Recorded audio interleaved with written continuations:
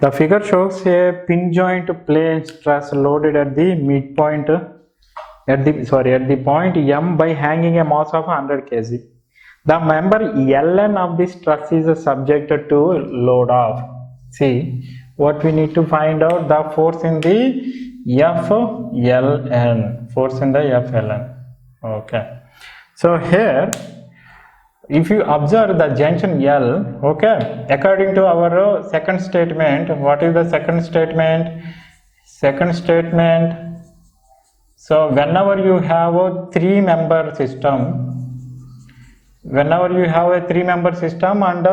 any two of these three members are collinear, then if it is not subjected to any external loading or the support reaction, then what happen? The third member, the force in the third member is 0. That means here Ln value equal to 0 here. Why? Because there is no external force or the reaction here. Understood? Even on the other side also.